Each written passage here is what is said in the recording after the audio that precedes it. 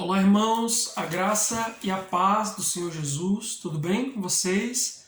Estamos aqui mais uma vez para compartilhar a palavra devocional, para que o Senhor possa falar ao seu coração de maneira específica, de modo que o seu espírito possa ser alimentado e possa ser fortalecido. O texto de hoje está na primeira epístola de Paulo aos Tessalonicenses, no capítulo 1, do versículo 2 até o versículo 5. 1 Tessalonicenses, capítulo 1, do 2 ao 5, diz assim o texto. Damos sempre graças a Deus por todos vocês, mencionando-vos em nossas orações e sem cessar, recordando-nos diante do nosso Deus e Pai da operosidade da vossa fé, da abnegação do vosso amor e da firmeza da vossa esperança em nosso Senhor Jesus Cristo. Reconhecendo, irmãos amados de Deus, a vossa eleição, porque nosso Evangelho não chegou até vós tão somente em palavras, mas sobretudo em poder no Espírito Santo, em plena convicção, assim como sabeis ter sido o nosso procedimento entre vós e por amor de vós. Amém?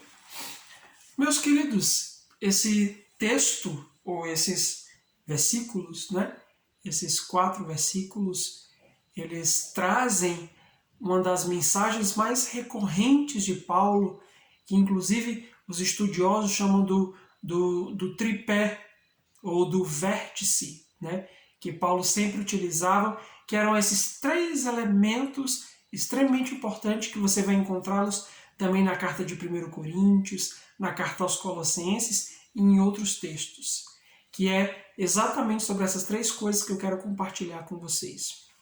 Paulo escrevendo aos Tessalonicenses, se você leu o capítulo, a carta inteira, você vai perceber que ele está impactado com a mudança que o Evangelho promoveu na vida daquelas pessoas. Quando eles conheceram o Evangelho, os Tessalonicenses foram radicalmente mexidos pelo Senhor. A vida deles, os seus costumes, os seus posicionamentos, a sua história foi mudada pelo Senhor, porque é assim que acontece. Quando o Evangelho entra na nossa vida, ele produz essa transformação. E é uma transformação que acontece de dentro para fora.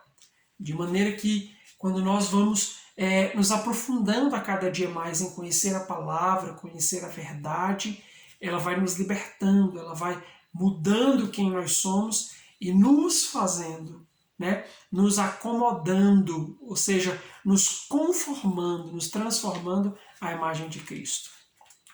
E essa é a ideia. E Paulo fala sobre 3 coisas extremamente importantes que nós precisamos observar nas nossas vidas e que precisamos avaliar se essas 3 coisas são fato. A primeira delas é a fé, a segunda delas é o amor e a terceira delas é a esperança. Paulo fala sobre a operosidade da fé dos Tessalonicenses, a abnegação do amor deles e a firmeza da esperança. Ele diz, eu dou graças a Deus, eu fico feliz, eu lembro nas minhas orações, de todas as vezes que eu oro por vocês, eu lembro dessas 3 coisas que é muito visível, que é muito firme na vida, na história de vocês. E que precisa ser firme e viva na história de cada crente. E a primeira delas é a operosidade da fé. Quando eu penso a esse respeito, eu lembro que a fé operosa é aquela que vem acompanhada de obras. Ou seja, ela se anuncia através de ações visíveis. Então, todas as vezes que nós pensarmos a respeito da nossa fé, nós precisamos observar os frutos que a nossa fé está promovendo, está expressando, e os frutos que estão sendo desenvolvidos e sendo dados. Paulo fala de uma fé que é operosa, não é uma fé que está parada, não é uma fé apenas pronunciada, cantada, não é uma fé apenas da qual os Tessalonicenses batiam no peito e diziam, nós temos fé. Ele fala de uma fé operosa, ou seja, uma fé que está em ação, uma fé que está dando frutos, uma fé que é visível pela ação. Em outro texto, Paulo diz, olha, A fé sem obras, ela é morta. Ou seja, nós precisamos avaliar a medida da nossa fé a partir dos frutos que ela expressa, a partir dos frutos que ela desenvolve. Você consegue entender isso? Porque muitas vezes nós dizemos que cremos, nós dizemos que temos fé, mas essa fé é uma fé que não se expressa. É uma fé que eu guardo no bolso, uma fé que não tem nenhuma expressão visível. E a fé, ela precisa ter uma expressão visível. A fé sem obras, ela é morta. E ele diz, a operosidade da vossa fé, eu ouvi a esse respeito, eu dou graças a Deus, porque eu me recordo disso, porque eu percebo, porque isso está claro para mim. E nesse tempo, verdadeiramente nós precisamos de uma fé operosa. E não de uma fé apenas de boca, mas de uma fé que está viva, que está ativa, que permanece crendo, que permanece esperando, que permanece promovendo frutos. Porque à medida que a nossa fé ela vai crescendo, ela promove frutos de transformação em nós. A nossa relação com Deus ela é desenvolvida, a nossa vida diária e a nossa maneira de ser ela vai sendo transformada por meio da fé. Lembre-se, a fé é a moeda do reino espiritual. Ou seja, sem fé é impossível agradar a Deus. O segundo ponto é que Paulo fala do amor abnegado, da abnegação do vosso amor a respeito dos Tessalonicenses. E esse é outro fator que nós precisamos avaliar. Nós temos falado bastante sobre amor na igreja, né? Isso tem sido um tema recorrente e que é extremamente importante. A ideia de que nós precisamos ter um amor que é vivo, mas é um amor abnegado. É um amor que o próprio apóstolo Paulo descreve lá em 1 Coríntios, capítulo 13. Então, o amor abnegado é aquele que se observa por meio de ações desinteressadas. Ou seja, quando nós amamos de forma abnegada, o meu objetivo não é eu amo apenas aqueles que me amam, apenas aqueles que me fazem bem, apenas aqueles que me dão alguma coisa em troca. Eu amo apenas aqueles que me acham legal. Eu amo apenas aqueles que são suportáveis aos meus olhos. Não. O amor abnegado tem a ver com ações desinteressadas, com o posicionamento de que eu amo apesar de, eu amo em detrimento de determinadas coisas. O amor abnegado é aquele que é capaz de permanecer amando, mesmo diante das ofensas, das humilhações, quando não há nenhuma recíproca. Né? Inclusive o próprio Jesus ele falou sobre isso. Se vocês só conseguem amar apenas aqueles que vos amam, o que vocês fazem de diferente dos fariseus, dos hipócritas? Então, nós precisamos amar os nossos inimigos e orar por aqueles que nos perseguem. Isso tem a ver com o amor abnegado. Eu amo mesmo quando não há nenhum retorno desse amor, quando o outro ele não corresponde a esse amor, esse outro ele não está supostamente à altura do amor que eu tenho dado a ele. É um amor desinteressado. Isso é um dos grandes desafios como igreja, eu digo igreja para este século, é expressar esse amor em detrimento daquilo que nós recebemos. Porque é fácil amar os que nos amam. É fácil gostar, querer estar junto daqueles que nos fazem bem. Mas e daqueles que às vezes não sabem expressar esse amor, às vezes podem nos parecer intragáveis? Essa é a questão. O amor que você tem dito que tem pelas pessoas é um amor abnegado, é um amor desinteressado, é um amor doador em detrimento daquilo que você recebe? Esse é um termômetro importante para que nós possamos medir, né, o calor do nosso amor ou a legitimidade dele no nosso coração.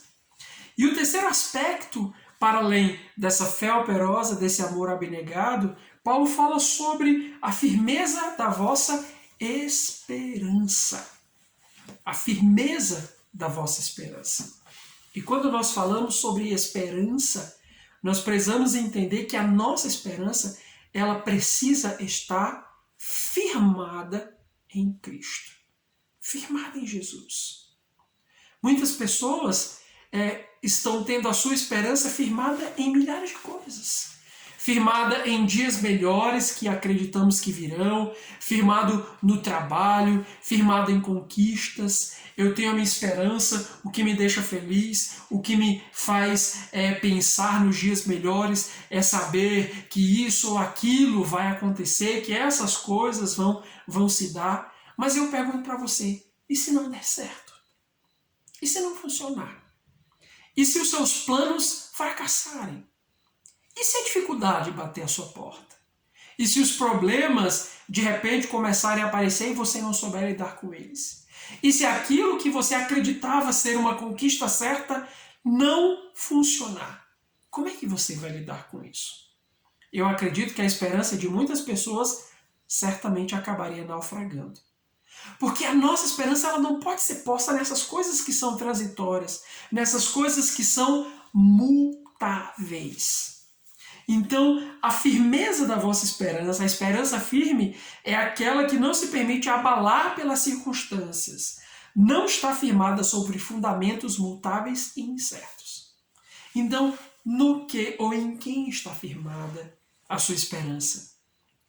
Geralmente, a nossa esperança está firmada em coisas que são mutáveis, em coisas que estão incertas. E se essas coisas não funcionarem?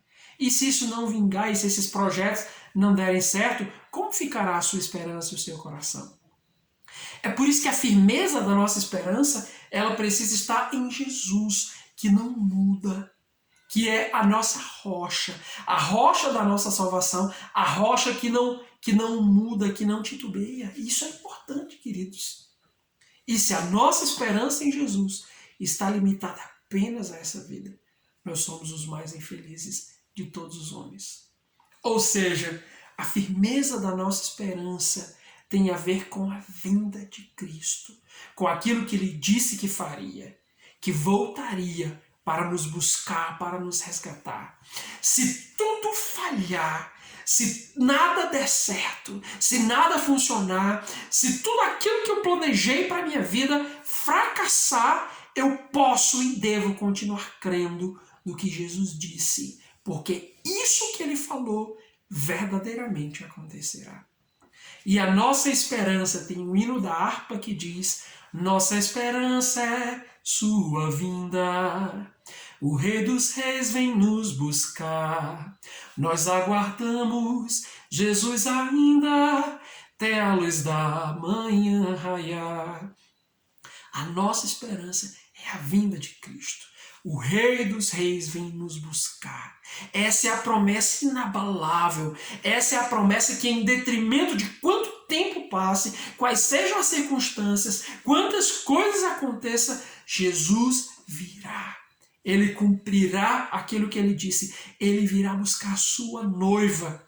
E é exatamente essa esperança da vinda de Jesus que alegrava, que sustentava, que mantinha os tessalonicenses crendo e amando de maneira abnegada, diariamente.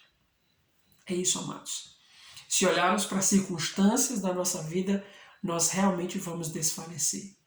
Mas se o nosso coração estiver firmado no Senhor Jesus, nós permaneceremos em fé e em amor abnegado. Então a minha oração é que o Senhor possa, em nome de Jesus, ajudar a sua fé a cada dia ser operosa, ajudar o seu amor, ou te dar um amor abnegado, transformando o seu coração e firmando a sua esperança em Cristo a cada dia. Amém? Deus te abençoe em nome de Jesus.